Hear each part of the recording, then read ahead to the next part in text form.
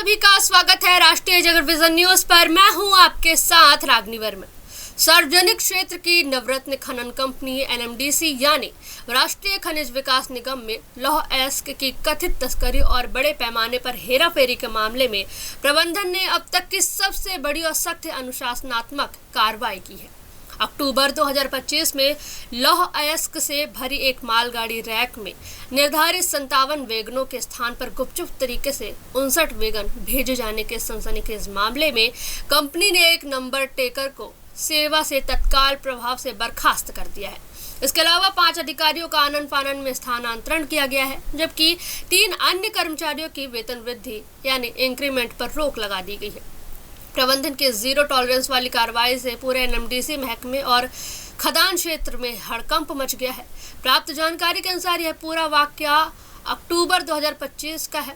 बचेली स्थित loading plant में लौह अयस्क की रैक रवाना होनी थी। कागजों में 57 वैगनों की अनुमति और एंट्री थी, लेकिन हेरा फेरी कर 2 अतिरिक्त वैगनों को रैक में जोड़ करोड़ों का अयस्क पार करने की कोशिश की गई। इस गंभीर अनियमितता की भनक लगते ही एनएमडीसी के विजिलेंस सतर्कता विभाग ने तत्काल संज्ञान लिया। मामले की संवेदनशीलता को देखते हुए हैदराबाद मुख्यालय से एक विशेष जांच दल एसआईटी बचेली पहुंची।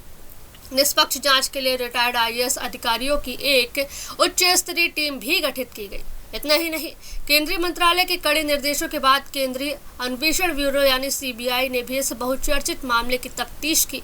सभी जांच रिपोर्टों में 2 अतिरिक्त वैगनों के जरिए लौह अयस्क के अवैध परिवहन की स्पष्ट रूप से पुष्टि हुई है।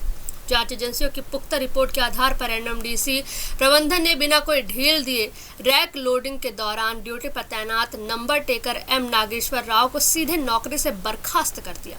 वहीं लापरवाही और संलिप्तता के आरोप में अन्य 8 संबंधित अधिकारियों व कर्मचारियों पर ट्रांसफर और पदोन्नति व इंक्रीमेंट रोकने जैसी गाजगिरी है। हालांकि आरोपी कर्मचारियों को अपना पक्ष रखने के लिए 1 महीने के भीतर अपील करने का समय दिया गया है, लेकिन विभागीय सूत्रों का स्पष्ट मानना है कि मामले की गंभीरता को देखते हुए उन्हें किसी भी प्रकार की राहत मिलने की उम्मीद ना के बराबर है। क्या बड़ी मछलियों को बचाया जा रहा है? इस आक्रामक कार्रवाई के बावजूद कई गंभीर सवाल अब भी खदान की धूल में तैर रहे हैं।